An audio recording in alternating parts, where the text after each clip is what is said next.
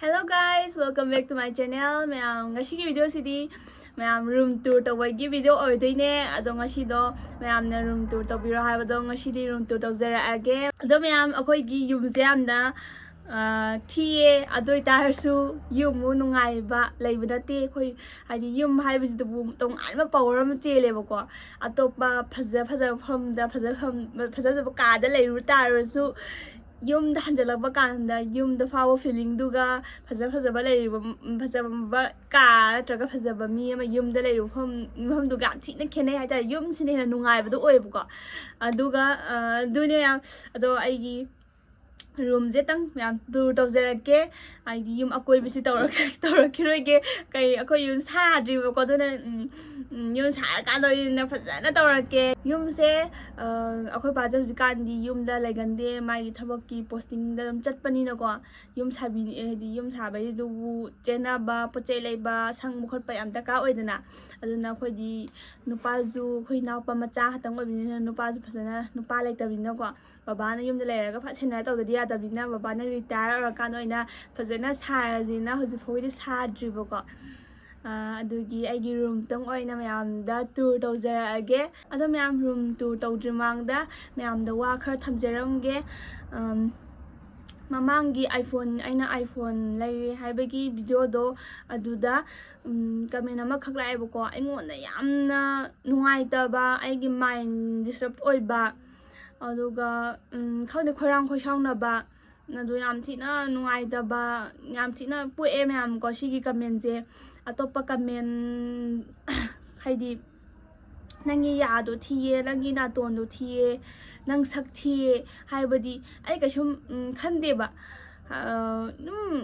num hayi sanoda hayi social media thola adi mi singje dum haira hainarakani hainarakani kholakani na khaleba haidi mi gi machin bu kana men manga mudoi natra adona moi ma haira ko dudi ai ka shum khande ai isana saje yam perfect oye phajaye ra khanjay ko oye tarasu oye phajaye ra du khanjay haba isana saje yamna khangde da mipum khudingmak masa je phajai na khanjaga dawne adui matung ina ai isani saje yam phajai na khanjai ko ado yam sigi comment ji di ai ta para aroige parak ta bida mayam do ina show tawzara age sina kanakanda aina paba de yam thina nungai ta ba oidore ko ado dai para aroige show tawzara age aluga kaben pirei ba misak se nupi oide bako ma nupi ne ba adom yamna video do mu chatlaga yengu matamna di maming thola roi my username or user adu ai har thola ni maming oine tholok to man de bako ado aina ni YT da toraga YT da changak direct changak pani na aina my maming do ura ba haitare mai maming yauna na se thola ge maming do nupi ne Nikita Lorembam ne mana pirei ba kame Nikita Lorembam or male go mai ming se nupi oidoi male hadi mai gi ming je khana nupi ne tare hai pa yare kaina ha ba kanda mai gi maming je pura yumnak ka phajana toraga tawbulina khangde ai wa khala nupi ne adum leijare ko ado nupi boiro ama boiro ado nupi di tasino am dawdi male ba ko ado mana pirei ba comment je am thina leiba maja ta da ba comment amane haidare hadi sumaina public tab thogla aga mi amabu mana sumaina yam thina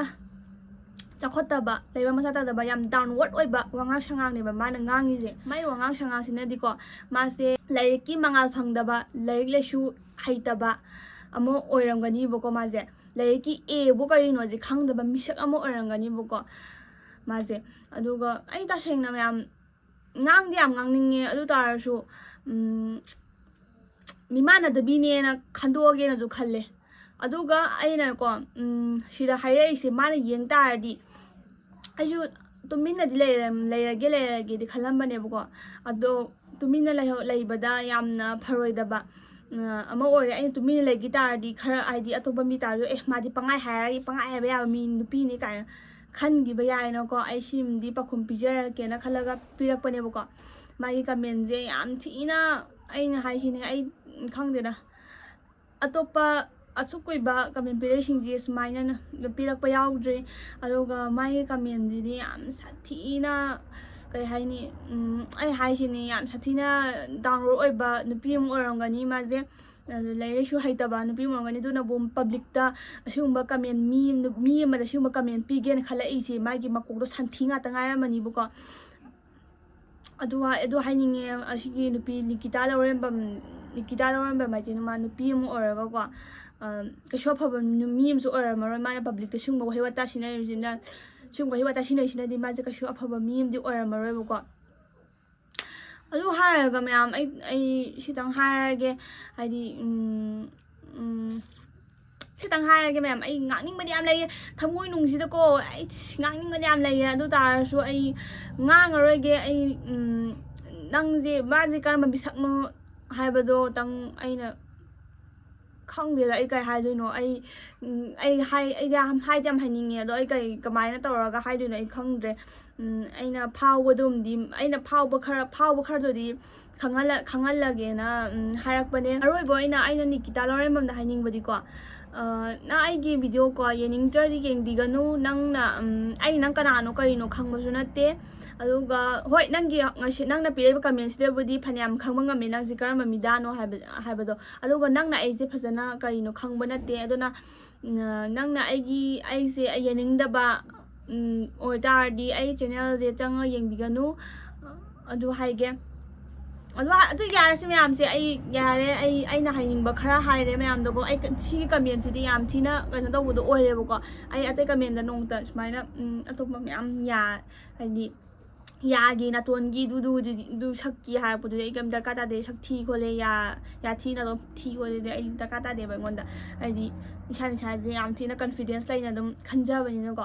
adu yar se mayam je ai room tour na hawraje room tour tawrase mayam ai gi room tour uchara ai room uchara age room tour tawmina se dudi mayam khata video se hawrase ko mayam uchar age si ai ka changwam ne chang age ko ado mayam phajana uchar age sidana aigi ka changwam leirebo ko mai sida chang ani aduga sina kandana mu kana le aigi pochai khara haitare sumaina ai pochai khara sumaina thammebu ko dum firon adai pochai khande dum sina ya pochai khara thamme aduga sindana ai phung leire sumaina leire phung de somdana somgi manung sina inaupa tumme sidana ai tumme aduga hojipuri inaupa hojik naribu ko ma fever ka kana lok leho de fever tawribu ko adugi ithada tumme hojikidi ai phone aina hana namamba phone si leire ai si phone dum kan taw hai tar mayam si phone dum sinaye sigi ai hojik aina hojik namiba sidi kan taw video khadangi ne ko topa kari kara amna thapte ko si video khatang nambagi thambane ko ai hojik dum sinari sina aigi kano aigi firon apa maidar firon je ahanba mani khatang ngamani aduga anamana yung sinaba firon nga tawdune ahanba yandu khoto myamdi inaupi ka lan thame ko inaupi gi ka dadi upu ka leibene ko ai ka du pi en upu ka thamde ba pi eda adugi inaupi ka da loina yara thame firon singdi aduga smile leire somde firon ka hape aduga nakanu charage sidana aigi skin care gi leire skin care haige tangdeda ai hoji ai lawai skin care tawdebo ko ado handakto uring ka thalakpadai doctor na skin care ka tawdaba yaroina habi tawbune ko si doctor na pirakpa irakpa ngatane sigumba face wash serum kaje aduga sumaina pochai ka skin care ka aina makeup dum daily use sinaba adagi body wash ka sin thammi tata paya galo yaba aduga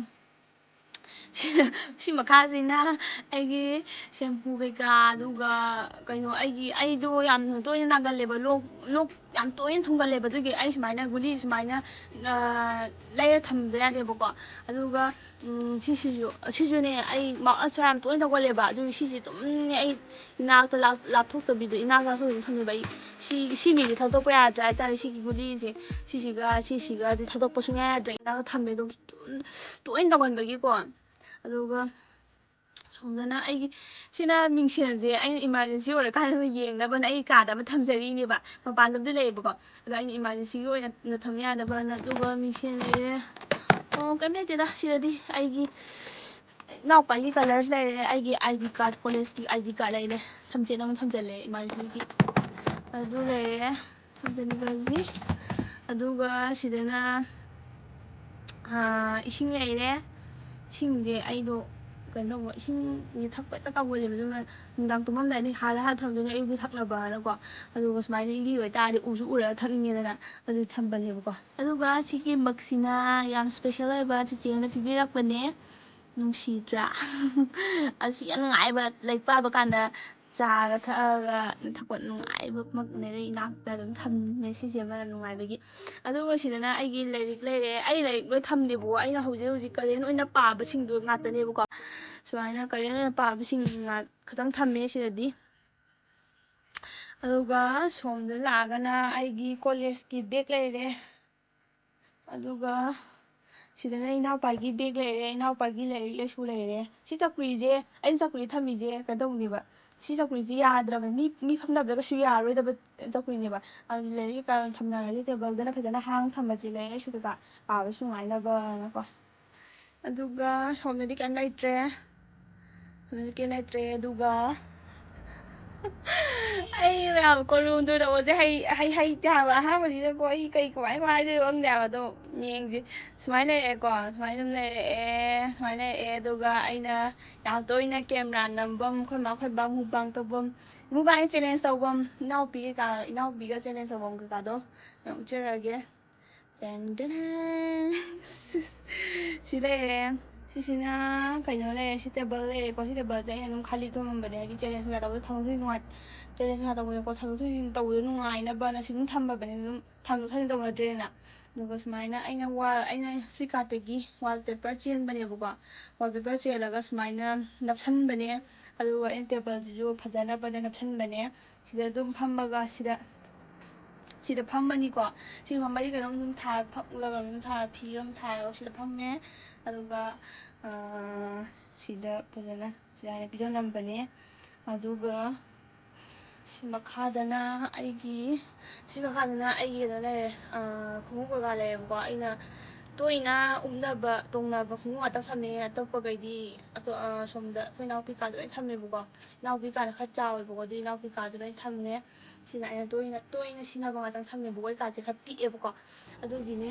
ꯑꯗꯨꯒ ꯁꯤꯗꯅ ꯐꯦꯟ ꯂꯩꯔꯦ. ꯍꯥꯏꯗꯤ ꯐꯦꯟꯁꯦ ꯌꯥꯎꯗ꯭ꯔꯗꯤ ꯌꯥꯗ꯭ꯔꯦ, ꯀꯥꯁꯦ ꯁꯥꯏꯌꯦꯕꯀꯣ. ꯃꯉꯥꯏꯔꯦ. ꯌꯥꯝ ꯔꯥꯎꯟ ꯃꯆꯥ ꯑꯃ ꯇꯧꯔꯛꯀꯦ ꯃꯌꯥꯝ.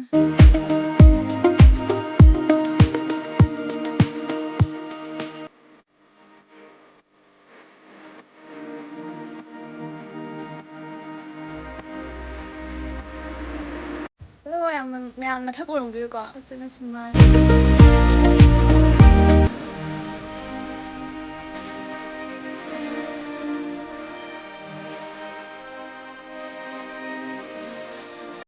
ꯑꯗꯨꯒ ꯃꯌꯥꯝ ꯌꯥꯝ ꯅꯨꯡꯁꯤꯕ ꯋꯥ ꯑꯃ ꯍꯥꯏꯔꯝꯗ꯭ꯔꯦ. ꯑꯗꯨꯒ ꯃꯌꯥꯝ ꯁꯤꯒꯤ ꯀꯥꯡꯈꯜꯁꯦ ꯃꯃꯥꯒꯤ ꯑꯎꯟꯄꯣꯠꯅꯦꯕꯀꯣ. ꯑꯁ ꯁꯤ ꯀꯥꯡꯈꯜꯁꯦ ꯑꯩꯅ ꯅꯨꯡꯁꯤꯗꯅ ꯑꯗꯨꯝ ꯈꯟꯕꯅꯦꯕꯀꯣ. ꯍꯥꯏꯗꯤ ꯑꯩꯒꯤ ꯃꯃꯥꯒꯤ ꯑꯎꯟꯄꯣꯠꯒ ꯈꯟꯕꯒ ꯐꯪꯖꯔꯕꯅꯤ ꯇꯧꯔꯤꯁꯦ. ꯌꯥꯝ ꯅꯨꯡꯉꯥꯏꯕ ꯈꯟꯕ. ꯑꯩꯒꯤ ꯐꯃꯨꯡꯒꯁꯨ ꯑꯩ ꯁꯤ ꯐꯃꯨꯡꯒꯁꯨ ꯆꯞ ꯆꯥꯕ ꯍꯥꯏꯇꯥꯔꯦ ꯁꯤ ꯀꯥꯡꯈꯜꯁꯦ. ꯑꯗꯨꯒꯤ ꯅꯨꯡꯉꯥꯏꯗꯅ ꯈꯟꯕꯅꯦꯕꯀꯣ. ꯑꯗꯨꯅꯤ ꯃꯌꯥꯝ ꯔꯨꯝ ꯇꯨꯔ ꯍꯥꯏꯕꯨ ꯁꯤꯗ ꯂꯣꯏꯔꯦ. ꯁꯨꯃꯥꯏꯅ ꯂꯩꯔꯦ. ꯁꯤꯒꯤ ꯕꯜꯕꯁꯦ ꯌꯥꯝ ꯉꯥꯟꯕꯅꯦ. ꯑꯗꯨꯒ ꯁꯤ ꯕꯜꯕꯁꯦ ꯌꯥꯝ ꯊꯤꯅ ꯉꯥꯟꯕꯅꯦ. ꯑꯩ ꯀꯥꯁꯦ ꯁꯤ ꯕꯜꯕꯁꯤꯗ ꯄꯨꯡꯉꯥꯟ ꯉꯥꯜꯂꯦꯕ. ꯔꯤꯡ ꯂꯥꯏꯠ ꯁꯤꯖꯤꯟꯅꯗ꯭ꯔꯁꯨ ꯌꯥꯏ. ꯑꯗꯣ ꯔꯤꯡ ꯂꯥꯏꯠꯁꯦ ꯑꯃ ꯂꯩꯁꯤꯔꯗꯤ ꯈꯜꯂꯤ. ꯔꯨꯝ ꯇꯨꯔꯕꯨ ꯁꯨꯃꯥꯏꯅ ꯂꯩꯔꯦ. ꯑꯩꯗꯣ ꯐꯖꯅꯗꯤ ꯇꯧꯕ ꯍꯩꯇꯕ ꯃꯥꯜꯂꯦꯕꯀꯣ, ꯋꯥ ꯉꯥꯡꯕ ꯈꯣꯠꯄꯗꯣ. ꯑꯗꯣ ꯈꯪꯕ꯭ꯔꯅ ꯑꯩ ꯃꯈꯥ ꯎꯠꯂꯝꯗ꯭ꯔꯦ. ꯃꯈꯥ ꯁꯨꯃꯥꯏꯅ ꯂꯩꯔꯦ. ꯁꯨꯃꯥꯏꯅ ꯃꯈꯥ ꯂꯩꯔꯦ. ꯑꯩꯅ ꯃꯃꯥꯡꯒꯤ ꯚꯤꯗꯤꯑꯣꯗ ꯑꯩꯅ ꯑꯩꯈꯣꯏ ꯕꯥ ꯑꯆꯥꯄꯣꯠ ꯄꯨꯊꯣꯛꯄꯗ ꯂꯩꯔꯛꯄ ꯀꯥꯔꯄꯦꯠꯇꯨꯅꯦ ꯁꯤ ꯃꯈꯥ ꯊꯥꯏꯁꯦ. ꯑꯗꯨ ꯃꯉꯥꯏ ꯃꯌꯥꯝ. ꯑꯩꯒꯤ ꯔꯨꯝꯁꯦ ꯑꯗꯨꯝ ꯁꯤꯝꯄꯜꯗ ꯑꯗꯨꯝ ꯊꯝꯕꯅꯦ.